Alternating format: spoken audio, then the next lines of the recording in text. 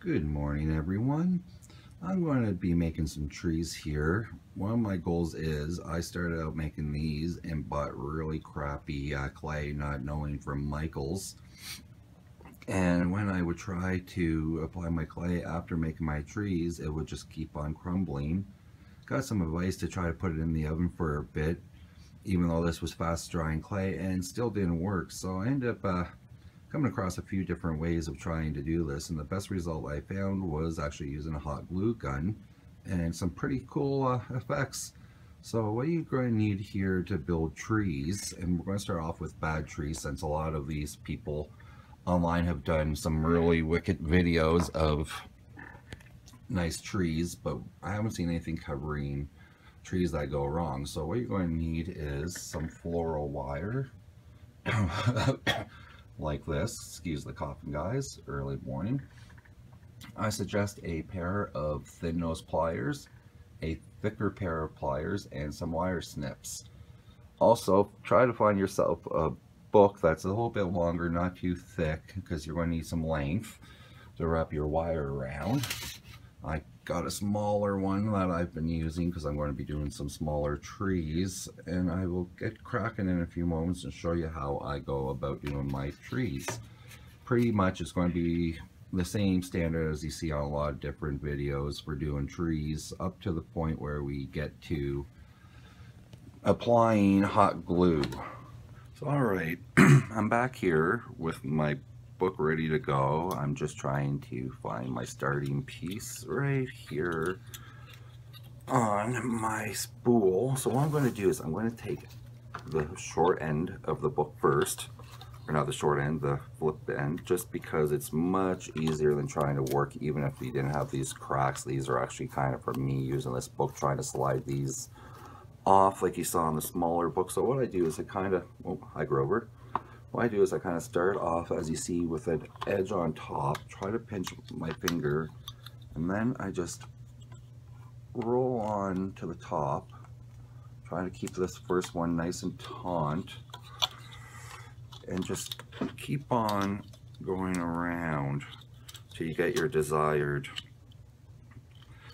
length for your tree. One of the things I do on this corner right here is I go rotating from one side to the next, just so I kind of get that one little top corner trapped in there, so I'm not constantly putting a lot of pressure on this non-stop, and I can actually start going quicker now that I've got this pinched and not worried about this getting all loose and all over the place. I'm not going to make this one too long, just because I'm trying to give you guys just a starter, so I'll probably go twice around one more time just to get that nice workability. Okay, so this will be my last one right here. Workability coming around. The reason, oops, yeah, you might have that happen a few times, losing your spool. So my last time around, I usually pull up right here to try to level off with the piece I'm using, starting off with good old pliers or snips. Give this a snip. What I usually do just to get this going, to take it off, is I do a few little twists on top just to kind of make it stay together. And then all you need to do is take your bottom end, nicely take it off of the book, and you're going to see your first set of wire pulled off. So what I do here now is I untwist what I just finished twisting up, separate them both on a different side, and then I usually give this top right here, once I got the whole bundle together, the thinner wire is actually easier to cut than this, so give it a good cut through. Oh, I missed it too on the end. Okay, see, separate it. So I'm going to go all the way back down to where the loop is. I'm going to put my finger and a half, actually I'll just do a finger, and give it one good twist.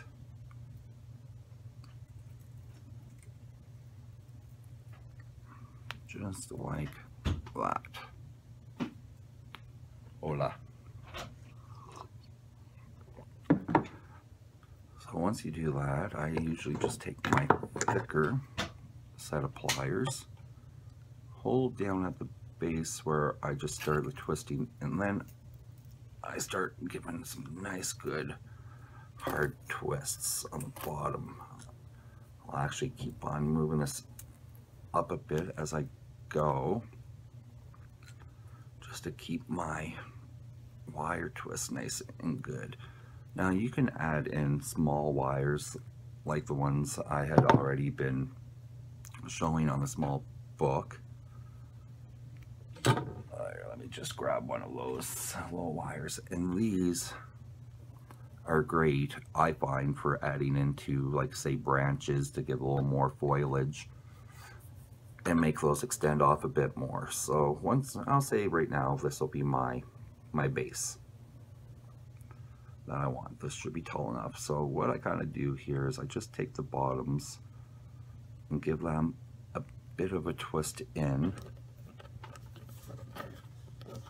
And what I'm doing here is I'm pushing down on my desk, trying to get these a little more flat, and then I kind of just pull them out a bit here on the side.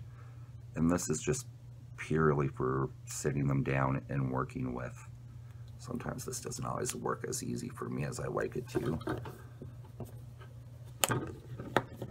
There we go. Let's straighten the tree up a bit more so it doesn't want to lean. And you can either cut these little bottoms right here to eventually make little tree branches out, or you can just, what I do, leave them like this and then take the clay I'm going to be working with and just kind of mold around the bottom, as you can kind of see a bit around here. But I just push it down, put some clay over on top, and then use some glue to kind of give some of the rooty looking feel. Okay, so now that I've got this like this, the next thing I'm going to do is I'm actually going to start trying to separating these bottom parts of the wire to give it more, come on, more of a start the branch look and know where I'm going. What I try to do is these two long ones I originally started out with, I try to actually pair up after I start breaking through these branches. Here, there's two. What I like to try to do is make sure when I'm getting down in here, can you actually see, as you can see on here, I'm trying to match everything so they're not short and long, short and long. They're actually going to be pretty easy to work with. And here's the second one I was using for the long one. So let's keep those two long ones together. Okay, so you should have kind of like a little nice Ferris wheel, or at least mine do start off like that. Good old coffee, can't go wrong with your coffee early in the morning. Okay, so I'm going to start off with my first branch. Oh, actually, look at this. I made an oopsie. So I'm going to take one of my longer cords because it was not sliding over nicely on each other. Okay, and what I do here is I find my first set of wires I want to work with. And this is why I usually like having this already done, because it gives me a bit of a holding ground to start my first set of twists. Now I'm not going to twist all of these on here while I am, but what I'll end up doing is just fast forwarding after I do this first branch. See how I've got the twists right in here? So what I'm going to do now is I'm going to come in with my thin pliers to get a nice hold, because what you want is you want these strands that you're twisting to stay nice and tight. And this is why I kind of like the big gauged wire over the smaller gauge guys. Over this stuff, this is easier to, I find, work with in certain areas, but it's also harder to break, or easier to break when you're twisting. and I don't find you keep as good of a twist starting. So I'm starting to lose a bit of my tautness up here. So I'm going to move my snips up, or not my snips, my pliers up again, and keep on twisting so I keep a nice tight groove. And see how I have, I'm not sure if you can, there we go. See how I have this now twisted and holding off? What I usually do on my own, I kind of fumble trying to watch other videos and bring my own technique into it, is I make a little loop.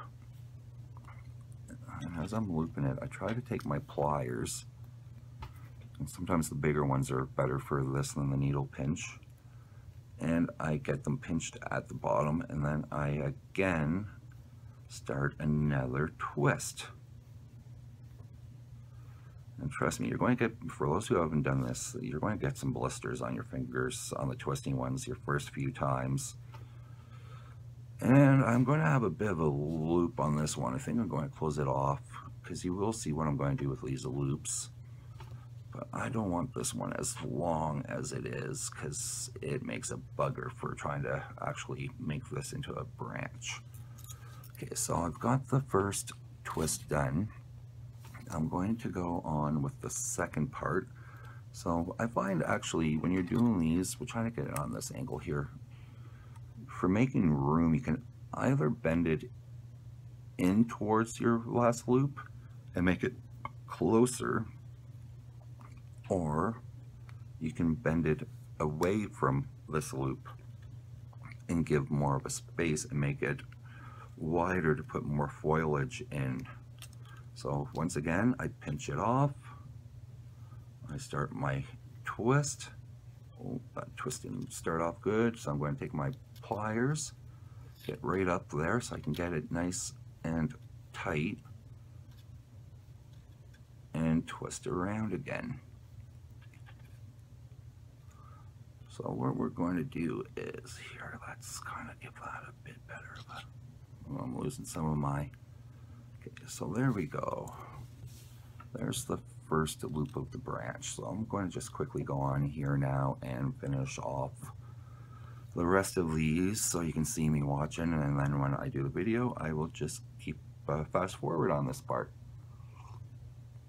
And now to watch some YouTube as I finish off these strands.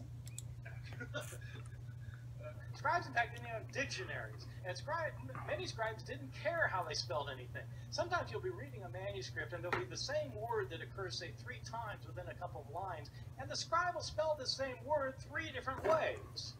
He just doesn't care how the word is spelled. Well, so, you know, you've got lots and lots of those kinds of changes, and what do they matter for? They don't matter at all. So, having said there are all these hundreds of thousands of differences, I want to stress that most of them don't matter very much. Some of these changes, the ones that don't matter, basically, are accidental mistakes. Scribes were sometimes tired or sleepy, sometimes they were distracted, sometimes they were inept or unqualified, and they made mistakes. They would leave out a word, they'd leave out a verse, sometimes they'd leave out a page.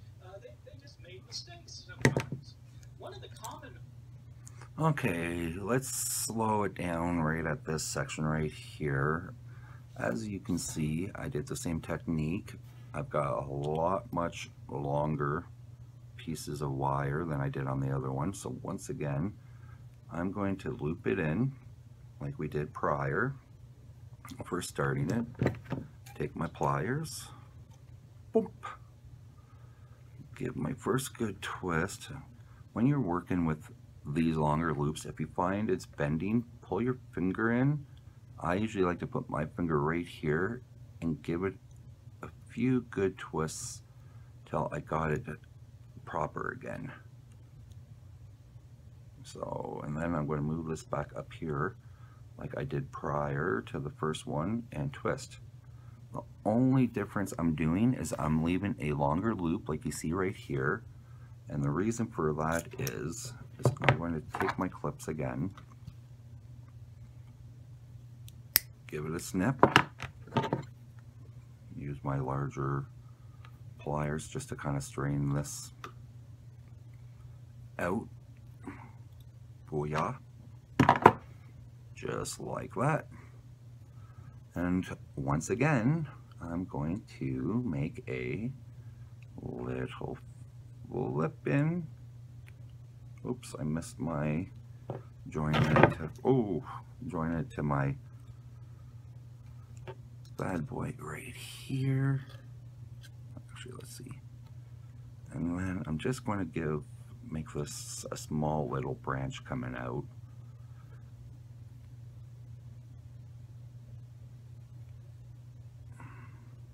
And I try to just leave little loops here like you see, because I like to use that with a little bit more clay so I know where my trees are going on. Because I do have a branch coming out on this side right here, instead of flipping on the outside like I did with the last one, what I'm going to do is I'm going to flip on the inside this time. And if I can get this over, oh no, I didn't get it tight enough. And sometimes these actually do get harder to turn as they're getting smaller. So don't be afraid to grab another pair of pliers and give it a little bit of a twist around. I know it's a little hard to see right now, especially using a phone camera. It doesn't make it easy. But this is what you do with the longer branches. A piece of wire to make branches, and then you can also manipulate where your wiring is and kind of turn it around a bit.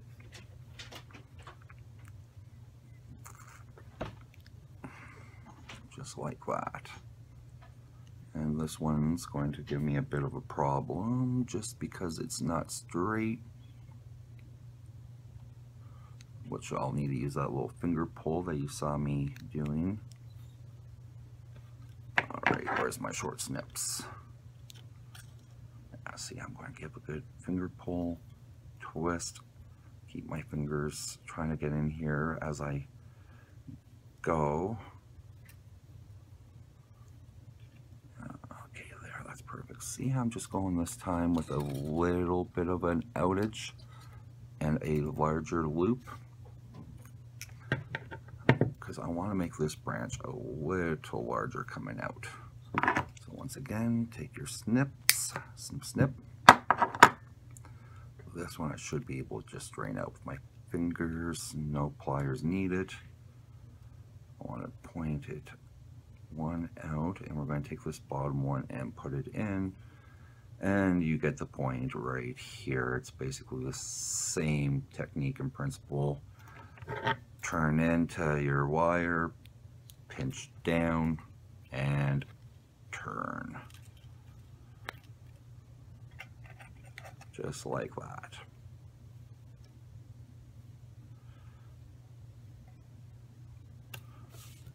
So, and you just keep on going around till you get a tree that you like looking like this. So I'm just going to stop this for now, quickly twist the rest. So there's nothing else I can really show you off of this one except for the next stage. Alright, I'm halfway through this tree right now. Well, there's something I forgot to mention. As you're twisting your tree around and you might be getting things in your way, don't be afraid to kind of move these out and around, especially with these higher gauges, because you can always move them back and twist them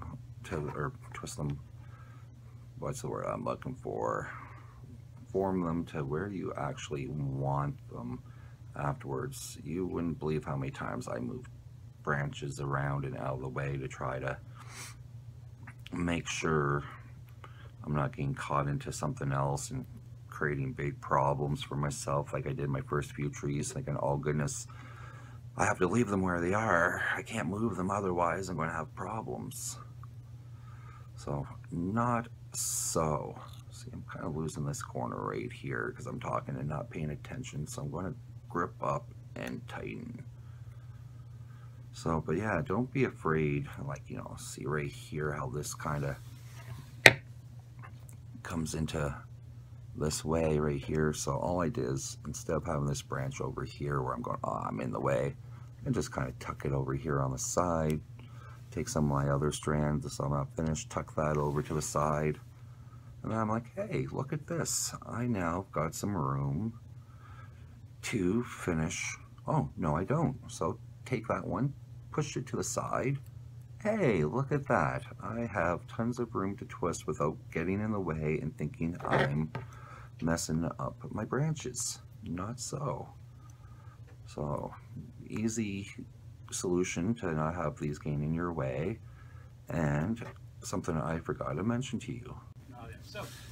Alright, so as I'm doing my tree right here, getting closer to finishing it, my pup has come down and taken over the ball of my desk, and every time I try to move my feet, she moves her head further into them.